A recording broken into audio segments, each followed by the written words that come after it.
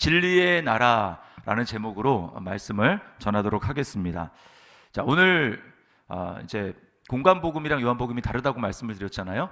오늘 그 본문에서 생략된 장면이 있습니다. 그게 뭐냐면 사실 어떻게 보면 재판으로 따지면 제일 중요한 장면이긴 한데 그거를 요한이 생략을 했어요. 그게 뭐냐면 바로 대제사장 가야바가 이제 주최하는 공식 재판 과정입니다. 그러니까 우리 어제 살펴봤지만 요한은 그 다른 복음서에 다르지 않은 이 가야바가 아니라 가야바의 장인인 안나스가 불법으로 개인적으로 신문하고 있는 것을 특별히 기록을 했어요. 그 다음에는 가야바에게 사위에게 이렇게 보냈다라고만 그렇게 기록되어 있습니다.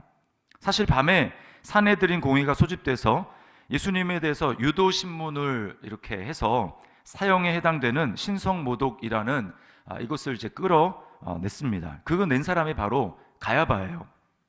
너가 하나님의 아들 그리스도냐? 이렇게 물어봤는데 예수님이 그걸 부정할 수는 없잖아요. 예수님이 답변을 그렇게 하니까 자기들이 원하는 답변을 얻었습니다. 이거는 사형에 해당되는 죄니까 원하는 답변을 얻었으니까 어떻습니까? 재판을 끝내고 이제 빌라도에게 데려가는 겁니다. 재판도 졸속으로 불법으로 밤에 이루어졌을 뿐만 아니라 증인들을 데려왔는데 증인들의 주장이 하나도 맞지가 않습니다. 악랄한 재판이죠. 저는 참 이것을 보면서 율법을 그래도 지킨다고 하고 하나님을 나름대로 안다고 하는 이 사람들이 70명 아닙니까? 그 70명 중에서 한 명도 이런 재판에 대해서 이렇게 하는 거는 아니다. 이건 아무리 우리가 하고 싶어도 이렇게 하는 건 아니다라고 이의를 제기하지 않았다라는 것이 참 놀라울 뿐이에요. 자, 그런데요, 오늘 정말로 중요한 것은 이 빌라도가 이제 예수님을 개인적으로 신문하는 그런 장면입니다. 이거는 또 공관복음에는 나오잖아요. 그러니까 빌라도가 유대인들 앞에서 그냥 그 재판하는 유대인들과 소통하는 장면은 나오지만 예수님과 마치 그 이제 안나스가 그 예수님이랑 개인적으로 이렇게 하는 것처럼 빌라도가 예수님과 개인적으로 신문하는 정말 심리까지도 알 수 있을 만한 이렇게 자세히 이렇게 물어보는 그런 과정은 다른 복음서에서는 나오지 않습니다. 특별히 핵심이 37절이라고 생각이 되는데 우리 37절 말씀을 같이 한번 다시 읽어보겠습니다. 시작. 빌라도가 이르되 그러면 네가 왕이 아니냐? 예수께서 대답하시되 네 말과 같이 내가 왕이니라. 내가 이를 위하여 태어났으며 이를 위하여 세상에 왔나니 곧 진리에 대하여 증언하려 함이로라. 무릇 진리에 속한 자는 내 음성을 듣느니라 하신대. 자, 예수님 뭐라고 하냐면 내가 왕이다. 내가 이것 때문에 태어났고 이것 때문에 이 세상에 일부러 왔다. 그럼 뭐냐면 왕이 돼서 내가 가장 중요하게 생각하는 일이 뭐냐? 그것은 진리에 대해서 증언하는 것이다 라고 이야기를 합니다. 이게 무슨 얘기냐면 예수님이 지금 왕이 돼서 진리를 증언하는 그 사명을 가지고 이 땅에 오셨는데 그 얘기는 뭡니까? 지금 사람들이 거짓에 속아 있다라는 것을 말하는 것이죠. 이것을 깨우치려고 왔다라는 거. 이 세상에는 진리가 없다라는 겁니다. 사람들이 다 속고 있다라는 거예요. 자, 그럼 주님이 내 나라는 진리의 나라다. 내 나라는 이 세상에 속한 것이 아닌데 내가 진리를 너에게 증언하러 왔기 때문에 그 얘기 뭐냐면 내 나라는 진리의 나라다라고 주님이 말씀하는 거예요. 그리고 주님이 이렇게 말씀하시는 이유는 뭐냐면 알고 그치는 것이 아니라 너희가 속고 있는 그 거짓에서 깨어나서 내 나라 진리의 나라로 들어와야 된다라고 지금 말씀하고 계시는 겁니다. 자, 그러면 우리가 어떤 거짓에 사로잡혀 있는가? 그리고 어떻게 우리가 그 진리의 나라에 들어갈 수 있을까라고 하는 것을 오늘 좀 살펴보려고 합니다. 두 가지인데, 자, 첫 번째는 위선의 가면을 벗어야 된다라고 하는 겁니다. 자, 오늘 유대 권력자들이 이제 안나스에게 그 다음에 가야바 이제 사위에게 갔다가 그 다음에 이제 죄목을 얻었기 때문에 빌라도에게로 왔습니다. 빌라도의 관저로 왔는데 어찌된 일인지 안으로 들어가지 않는 거예요. 예수님만 안으로 보내고 자기들은 밖에 있습니다. 그러니까 사실 이게 한 장소에서 이루어져야 뭐 서로 주거니 받거니 할 수 있는데 예수님은 안에 있고 유대인들은 밖에 있다 보니까 빌라도가 예수님한테 이렇게 신문을 하다가 그 다음에 또 밖으로 나와가지고 유대인들에게 소통을 하고 그다음 또 다시 들어가가지고 예수님에게 얘기하고 이렇게 지금 왔다 갔다 하면서 소통을 하고 있는 장면을 우리가 보게 됩니다.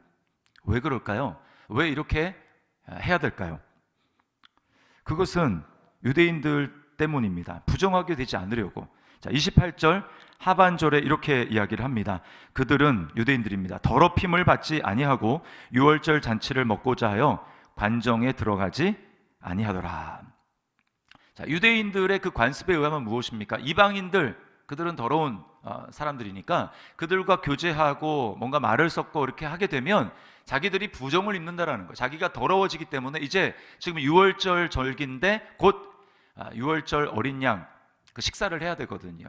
유월절 양을 잡아서 먹고 유월절 식사를 해야 되는데 부정한 상태에서는 그 식사를 할 수가 없는 거예요. 그 유월절을 지킬 수가 없는 겁니다. 그러니까 이제 곧 유월절을 양식을 먹어야 되니까 우리는 부정을 타면 안 돼. 그러니까 우린 들어갈 수 없어 라고 지금 이야기를 하는 거예요. 여러분, 이들의 모습이 정말 웃기고 있지 않습니까? 웃기지 않습니까? 지금 죄 없는 사람을 불법 재판으로 지금 죽음으로 몰아가고 있는 지금 자기들이 살인자이면서 정작 자기는 지금 더러워지지 않으려고 밖에 있는 이 모습, 자신들의 마음은 이미 죄로 시커멓게 더러워져 있는데 유대인들의 전통을 지키려고 하면서 자기들은 마치 깨끗한 척하고 있는 이 위선입니다. 주님이 제일 싫어하는 게 바로 위선이에요. 위선을 떨지 않으면 뭔가 소망이 있습니다. 그런데 위선을 떨면서 나는 괜찮다라고 생각을 하면 거기에는 답이 없는 거예요. 예수님은 이렇게 잡혀오기 전에 바리새인들을 책망하셨어요. 마태복음 23장 27절 말씀 우리 같이 한번 읽어봅니다. 시작. 화 있을진저 외식하는 서기관들과 바리새인들이여 회칠한 무덤 같으니 겉으로는 아름답게 보이나 그 안에는 죽은 사람의 뼈와 모든 더러운 것이 가득하도다. 회칠한 무덤, 겉으로는 깨끗하게 보이고 아름답게 보이지만 그 속에는 뭐예요? 다 죽어있는 것, 뼈, 더러운 것들이 가득 차 있는 것이죠. 여러분, 누가 위선자가 됩니까? 누가 위선자가 됩니까? 자기는 괜찮다, 나는 의롭다라고 생각하는 사람이 위선자가 되는 거예요. 나는 다른 사람보다는 괜찮다, 낫다라고 생각하는 사람입니다. 그러나 문제가 무엇입니까? 하나님이 보시기에도 정말 그런가라고 하는 거예요. 우리가 하는 행위로 하나님이 인정할 만한 그런 수준이 되는가라고 하는 것입니다. 우리는 겉만 보죠. 그러나 하나님은 우리의 속을 보신다고 말합니다. 우리의 마음 속을 보신다고 얘기해요. 그냥 보는 정도가 아니라 꿰뚫어 보신다고 말씀합니다. 근데 우리 마음은 어떻습니까? 심각하게 부패했어요. 썩었습니다. 우리 마음에 뭐가 있는지 주님께서 이렇게 말씀을 하셨어요. 마가복음 7장 21절부터 23절까지 제가 읽어드릴게요. 속에서 곧 사람의 마음에서 나오는 것은 악한 생각 곧 음란과 도둑질과 살인과 간음과 탐욕과 악독과 속임과 음탕과 질투와 비방과 교만과 우매함이니 이 모든 악한 것이 다 속에서 나와서 사람을 더럽게 하느니라. 다 말씀드릴 수도 없고 여기 제일 먼저 나오는 게 지금 뭡니까? 음란, 비슷한 종류, 간음, 음탕함, 이거에 대해서 주님이 말씀하는 것입니다. 여러분, 얼마나 사람들이 음란하게 살아갑니까? 우리가 살고 있는 세상이 얼마나 음란합니까? 드라마를 보십시오. 결혼해서 배우자가 버젓이 있는데도 불륜을 행하는 것은 그냥 별로 죄의식도 느끼지 않고 그렇게 합니다. 남녀가 처음 만났어요. 처음 만나서 잘 알지도 못합니다. 그런데 조금 이야기를 해보고 마음만 좀 맞으면 어떻게 합니까? 그냥 바로 하룻밤 같이 지내는 거, 이것을 별로 아무렇지도 않게 생각합니다. 채팅앱 조건 만남 얼마나 극성입니까? 우리 딸 이야기를 들으니까 고등학생 아이들도 꽤 많은 아이들이 아르바이트로 용돈벌이로 그걸 한다는 거예요. 또 뭐라고 얘기합니까? 우리 마음 속에서 속임이라는 게 나온다고 합니다. 속임, 거짓말, 거짓 행동이죠. 사실과 다르게 말하거나 행동하는 것입니다. 오늘 또 우리 애들이 어제는 안 나왔더라 또 오늘 나왔는데 목사 자녀들은 어쩔 수가 없어요. 제가 양해는 구하지 않았습니다. 우리 애들이 요즘에 화장실에 있는 시간이 부쩍 많이 늘어났어요. 화장실에 변비가 걸렸나 처음에는 그런 줄 알았는데 그게 아니라 화장실에서 스마트폰을 하는 겁니다. 들어가서 한참 있다 안 나오길래 야 뭐하니? 라고 얘기를 하면 볼일을 본대요. 볼일을. 근데 알고 보면 화장실에서 스마트폰을 하는 겁니다. 이게 자꾸 못하게 하고 하니까 화장실에 들어가가지고 하는 거예요. 속임이죠, 속임. 그리고 하루에 이제 5장씩 성경을 읽도록 하고 있습니다. 특세 때는 좀 면제해줬어요. 특세 끝나면 다시. 특세는 특세 참석하는 곳으로 일단 이번 주는 성경 읽기를 면제해줬어요. 근데 하루에 5장씩 성경을 읽는데 정말 바라기는 아침에 일어나서 좀 읽거나 아니면 시간이 안 되면 학교 갔다가 와서 그것을 제일 먼저 하면 좋겠는데 그거는 저의 바람일 뿐입니다. 어떻게 합니까? 안 하다가 읽어라 안 하다가 거의 이제 몰려가지고 밤에 잠자기 직전에 하도 이제 읽으라고 하니까 안 읽으면 벌금을 내고 막 이렇게 하니까 읽어요. 그러면서 짜증을 냅니다. 나 내일 모레 수행평가가 있는데 그거 준비해야 되는데 성경을 읽으라고 한다고 그렇게 얘기를 해요. 여러분 성경 읽는데 한 15분, 20분이면 충분히 있습니다. 화장실에서 20-30분 볼일을 스마트폰 볼일을 보는지 진짜 모르겠어요. 근데 할 시간은 있는데 성경 읽을 시간은 없는 겁니다. 속는 것입니다. 얼마 전에 우리 딸이 집에 와서 학교 친구들이 자기한테 레전드 크리스찬이라고 그랬다는 거예요. 레전드 크리스찬. 그래서 도대체 애들이 어떻게 알고 너한테 뭐 그런 얘기를 했냐, 도대체 무슨 일이냐 그렇게 얘기를 했더니 애들이 아마 그 스마트폰에 이제 카톡에 그 성경 읽은 거 이렇게 올린 그 파일 그걸 봤나 봐요. 야, 너 매일 성경을 읽어? 너 대단하다. 너 매일 주일 뭐 이렇게 교회 나갈 거 아니야 매주. 그렇다. 그러니까 자기들이 생각하는 이 레전드 크리스찬의 기준에 맞았나 면서 애들이 자기를 레전드 크리스찬이라고 이렇게 했다는 겁니다. 여러분 요즘에 아마 저 정도만 해도 아마 잘하는 걸 거예요. 그죠? 그러나 착각할 수 있습니다. 주변의 친구들이 레전드 크리스찬이라고 하니까 그냥 그 소리를 들으면서 속으로 생각하는 거죠. 나 정도면 훌륭한 크리스찬 학생이지. 이렇게 생각을 하는 거예요. 내 친구는 교회를 다니면서도 그렇게 하지 않은데 나는 교회 다니면서 이렇게 하니까 내가 얼마나 괜찮은 학생이야 라고 생각을 하는 것입니다. 여러분 그러나 중요한 것은 무엇입니까? 성경을 읽는 행위 자체가 중요한 것이 아니라 성경을 통해서 나의 속마음을 발견하는 것입니다. 하나님의 시각으로 내 마음속을 발견하는 것입니다. 내 마음속에 얼마나 악한 생각들이 숨어 있는지, 내가 얼마나 위선적일 수 있는지를 발견하는 거예요. 깨닫는 거예요. 여러분 그런 깨달음이 없이, 그런 발견이 없이 우리는 주님을 절대로 인격적으로 깊이 만날 수가 없습니다. 바울 사도를 보십시오. 바울 사도가 어떻게 예수님을 인격적으로 만났습니까? 그게 그 심리 과정이 로마서에 나옵니다. 자기의 위선을 깨달은 거예요. 로마서 7장 22절부터 24절을 제가 세 번역으로 읽어드릴게요. 나는 속사람으로는, 마음으로는 이런 뜻입니다. 속사람으로는 하나님의 법을 즐거워하나, 그렇게 하고 싶으나 내 지체에는 다른 법이 있어서 내 마음의 법과 맞서서 싸우며 내 지체에 있는 죄의 법에 나를 포로로 만드는 것을 봅니다. 이렇게 하고 싶지만 그렇게 하지 말고 이렇게 하지 말아야 되는 쪽으로 내가 끌려가고 있는 이 내 마음을 보는 거예요. 나는 비참한 사람입니다. 누가 이 죽음의 몸에서 나를 건져 주겠습니까? 자신의 마음속에 있는 이 비참한 위선을 발견한 것입니다. 비로소 바울 사도가 예수님을 보는 거예요. 예수님을 발견하는 것입니다. 정말 예수님이 없으면 나는 소망이 없구나 라고 하는 것을 깨닫고 예수님을 바라보기 시작하는 것입니다. 여러분 바라기는 우리 자녀들, 성경을 읽는 우리 자녀들을 포함해서 우리 모든 성도들이 하나님의 말씀을 들으면서, 하나님 말씀을 읽으면서 그 속에서 우리의 마음에 어떠한 위선이 있는지를 하나님께서 우리를 폭로해 주시고 밝혀주셔서 우리를 주님께로 인도해 주시는, 참 은혜로 인도해 주시는 역사를 우리에게 허락해 주시기를 주님의 이름으로 축원합니다. 그러한 역사가 우리에게 필요한 거예요. 진리의 나라는 위선의 가면을 벗어야 합니다. 두 번째는 진정한 왕이신 예수님에게 복종해야 합니다. 여러분 신앙생활의 핵심은 예수님을 왕으로 인정하고 그 앞에 복종하는 거예요. 기독교 핵심입니다. 권위에 복종하는 것입니다. 하나님의 권위, 성경의 권위, 하나님이 세우신 교회의 질서에, 그리고 리더십에 순종하는 것, 복종하는 것. 이것이 다 별개의 항목이 아니라 다 연결되어 있습니다. 여러분, 왜 시간이 갈수록 많은 사람들이 기독교에 반감을 갖고 교회를 거부하고 싫어할까요? 거기에는 교회 멤버들, 교회 다니는 사람들,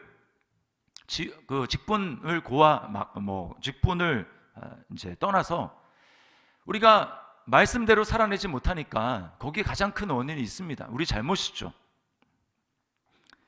세상과 별로 차이를 보여주지 못하는 거예요. 그러나 더 근본적인 원인이 무엇인 줄 아십니까? 더 근본적인 원인이 있어요.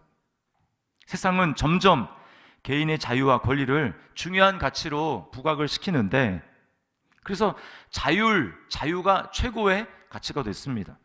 누구도 어떤 권위에 일방적으로 복종하는 그런 세상이 아닙니다.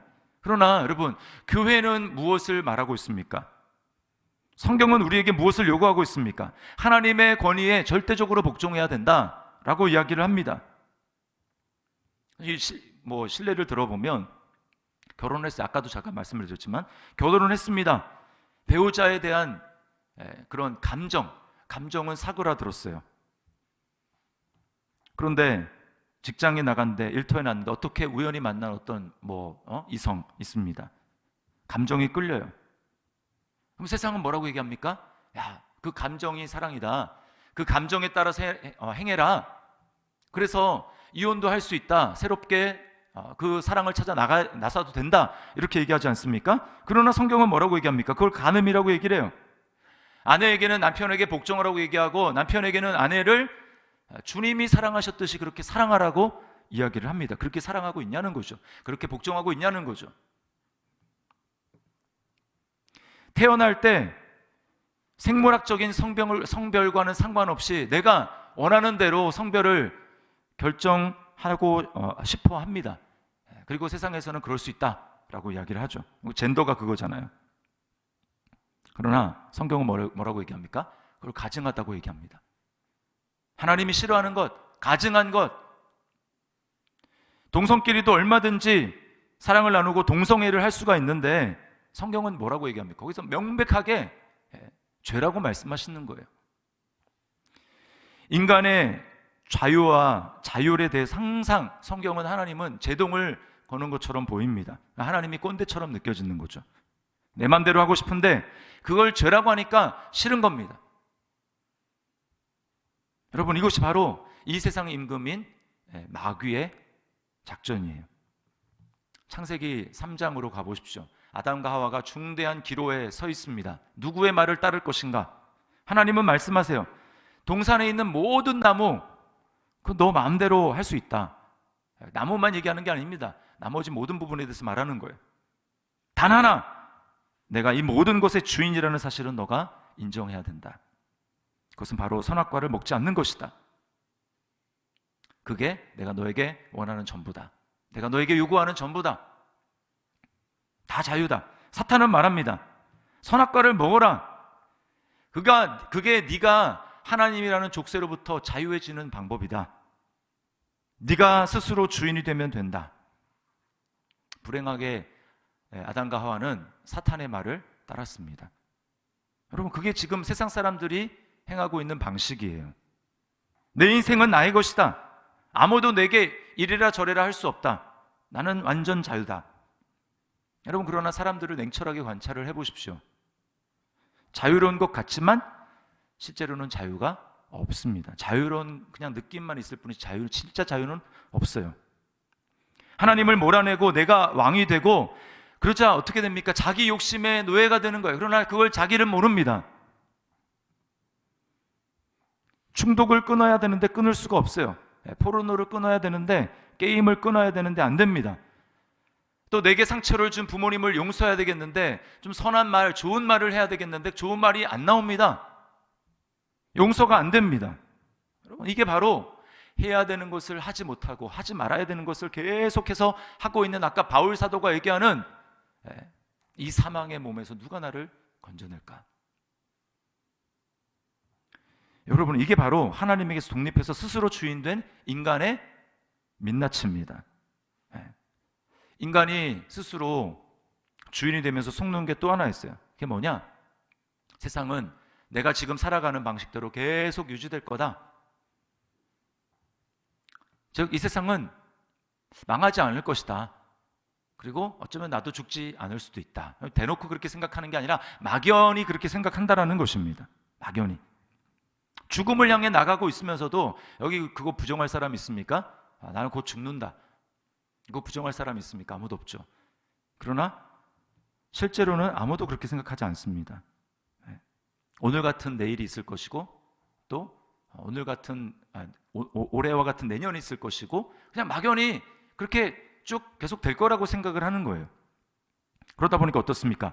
이 땅에 속한 것만 생각하고 이 땅에 속한 것을 위해서만 살아갑니다. 애쓰며 살아가요. 그러나 성경은 뭐라고 얘기합니까? 우리로 하여금 빼박 딱 직면하게 만듭니다. 너 죽는다. 이 세상 망한다. 이 세상에 종말이 다가온다고 얘기를 합니다. 언젠가 우리가 곧 내 삶을 마감하고 내 마지막 호흡이 끊어지고 하나님 앞에 곧 서게 된다고 이야기를 합니다. 계시록 18장 19절 하반절과 20절 말씀입니다. 자, 제가 읽어드릴게요. 화 있도다, 화 있도다, 이 큰 성이여. 바벨론인데 세상을 얘기를 하는 겁니다. 바다에서 배 부리는 모든 자들이 너의 보배로운 상품으로 치부하였더니 뭡니까? 한 시간에 망하였도다. 한 시간. 금방 망한다라는 거죠. 하늘과 성도들과 사도들과 선지자들아, 그로 말미암아 즐거워하라. 이 세상이 망하는데 즐거워하라는 겁니다. 즐거워하라. 하나님이 너희를 위하여 그에게 심판을 행하셨음이라 하더라. 여러분, 이게 다 착각이고 거짓의 아비인 마귀가 사람들의 눈을 가리고 미혹하는 것입니다. 내가 주인이 되면 자유로울 것이라고 생각하는 그 착각, 그런 이 세상은 내가 살기에 계속해서 좋은 상태로 계속될 것이라고 하는 착각, 그 거짓에서 벗어나야 합니다. 여러분, 주님께서 이 세상의 왕으로 오신 이유가 바로 이거예요. 이것 때문에 오셨다. 내가 너희에게 진리를 증언하기 위해서 왔다. 너희는 그 거대한 거짓으로부터 벗어나야 된다 라고 말씀하고 있는 것입니다. 거짓으로부터 사람들을 죄와 사망의 종로로 타게 만드는 이 마귀에서, 거짓의 아비로부터 해방시키기 위해서 주님이 오셨다라는 거예요. 여러분, 어떻게 우리가 진짜 자유롭게 될 수 있습니까? 다시금 창세기 3장으로 돌아가서 그거를 되돌려야 하는 것입니다. 선악과를 되돌려야 하는 거예요. 내가 주인이라는 사단의 말을 듣는 것이 아니라 하나님이 왕이라고 말씀하시는 그 진리에 우리가 복종해야 되는 것입니다. 진리의 왕이신 예수님께 복종하는 거예요. 여러분, 우리가 꼭 기억할 거 있습니다. 그게 뭐냐면 우리가 예수 믿는 것 따로, 그 다음에 그러니까 구원받는 거, 예수님을 분리시키는 거예요. 그래가지고 영어로 하면 세이비어와 롤드를 이렇게 구분하는 겁니다. 그래서 구원받는 것은 예수님을 세이비어로, 구원자로 영접해서 구원받는 것이지만, 그러나 믿다가 그렇게 구원받다가 살아가면서 신앙이 좀 성장하게 되면 그때서야 예수님이 그냥 단순한 세이비어, 구원자가 아니라 롤드, 나의 주인이라고 그렇게 섬길 수 있는 것이다. 여러분, 그것은 거짓말이에요. 성경은 어디에서 그렇게 얘기를 합니까? 믿는다라는 것 자체가 뭐예요?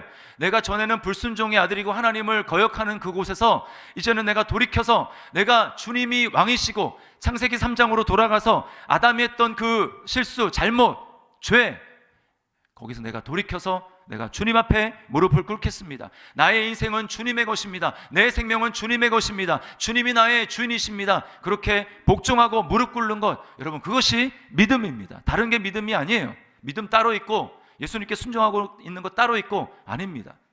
복종함이 없다면, 주님 앞에 순종함이 없다면 그건 믿음이 아니에요.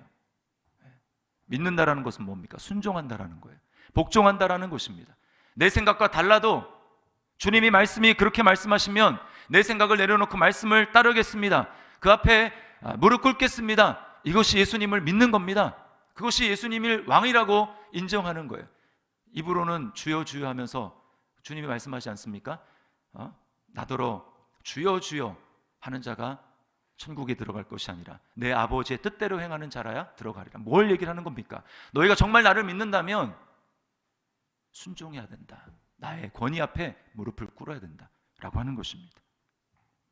믿는 것과 복종하는 것은 똑같은 거예요. 다른 게 아닙니다. 예수님을 정말 주인이라고 왕이라고 고백하고 그렇게 믿습니까? 그렇다면 복종해야 돼요. 이 둘을 분리시키는 것은 사단의 작전입니다.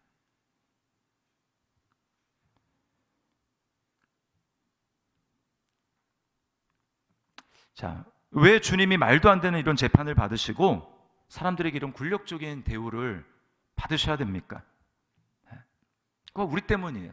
창세기 3장에서 먹으면, 나를 왕으로 인정하지 않으면, 내 말에 불순종하면, 거역하면 반드시 죽으리라.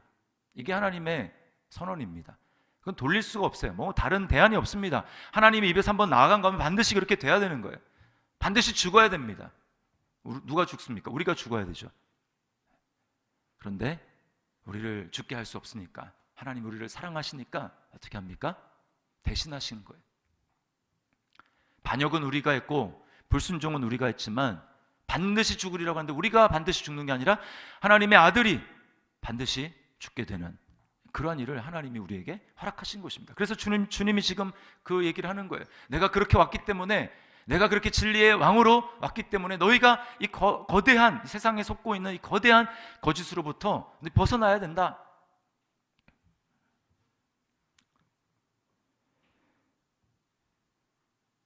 우리는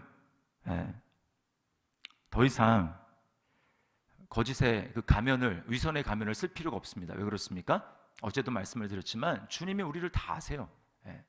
다 아세요.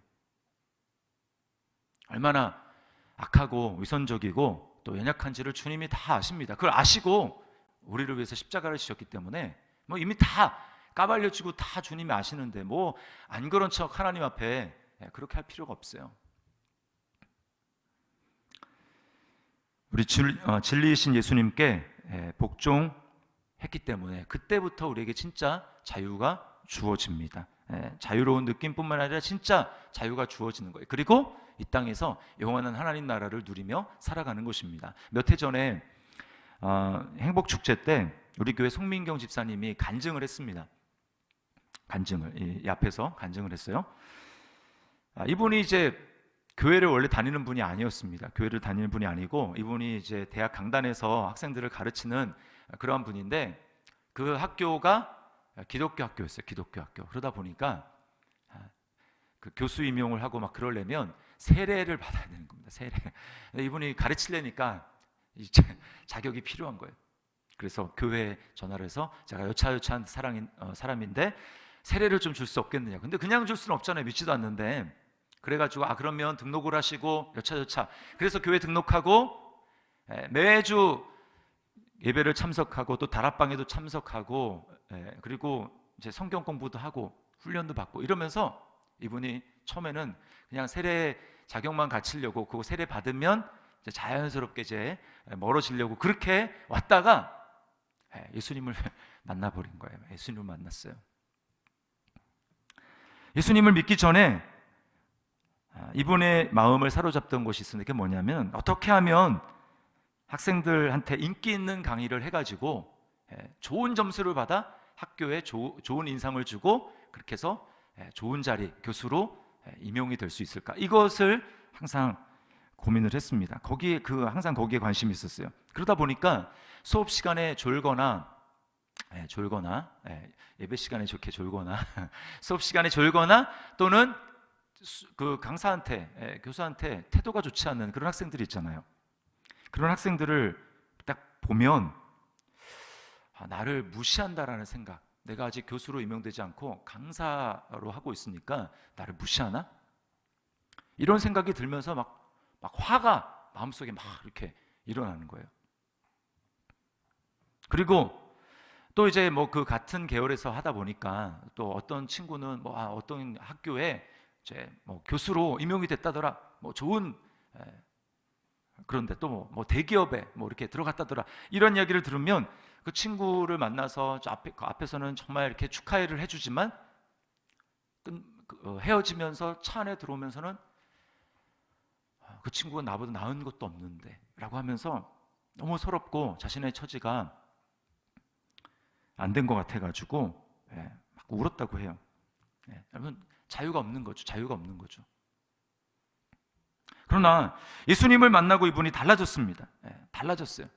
하나님이 그런 마음을 주신 거예요. 그래서 강의를 하는 것도 자기가 뭐 이렇게 돋보여야 되겠다, 막 남에게 좋은 평가를 받아야 되겠다, 이렇게 해서 강의를 하는 게 아니고, 하나님이 이 강의를 통해서 자신을 사용하고 계신다, 자신은 여기에 쓰임받는 것이다, 나는 청직이다, 이런 하나님이 시각을 주시고 마음을 주시는 거예요. 여러분, 그렇게 억지로 생각한다고 되겠습니까? 하나님이 그런 마음을 주시는 거예요. 그렇게 하니까 외부의 시선과 평가로부터 이분이 자유롭게 됐어요. 강의를 하는데 예전과 똑같은 학생들의 반응이 있어도 어떻습니까? 이렇게 생각을 합니다. 주님이 이미 나를 다 아시니까 괜찮다, 이런 생각 때문에 그 학생들의 시선으로부터도 자기가 자유로워졌다, 이렇게 고백을 합니다. 이 집사님의 마지막 말을 이렇게 들어보세요. 이렇게 이야기를 합니다. 예수를 믿으면 영생을 얻고 구원에 이른다고 합니다. 죽음 이후의 삶도 천국에서 살도록 보장해 주시는 것이죠. 그런데 그것도 모자라 이 땅에서의 삶도 천국으로 만들어 주셨습니다. 주님은 지금의 내 삶을 천국으로 바꾸셨습니다. 할렐루야. 여러분, 이게 진리의 나라 가운데 들어온 사람의 고백입니다. 여러분, 주님이 고난받으신 이유가 바로 이거예요. 우리를 위해서 고난받으신 이유, 그건 뭔가? 우리로 하여금 거대한 이 세상에 놓여있는 그 거짓으로부터 그 거짓을 벗겨내시고 우리를 진리의 나라 들어가서 진리를 믿음으로, 예수님을 믿음으로 진리의 나라에 들어가서 진리를 누리며 그 나라에서 자유롭게 살도록 하기 위함이에요. 세 가지 큰 거짓에서 벗어나야 됩니다. 우리 위선의 가면을 벗어야 합니다. 위선의 가면을 벗으십시오. 또 무엇입니까? 내가 주인이 되어서 자유로울 수 있다라는 생각, 그것은 사단의 작전입니다. 아닙니다. 그것은 그냥 자유로운 느낌만이지 실제 자유는 없어요. 그러나 주님께 무릎을 꿇고 하나님 말씀에 순종할 때 거기는 자유가 없을 것 같지만, 내 자유를 박탈당하는 것 같지만 거기에 진정한 자유가 있는 것입니다. 그리고 이 세상이 전부겠지, 이 세상은 계속되겠지, 착각입니다. 우리는 죽게 되고요, 이 세상은 결국 망하게 될 거예요.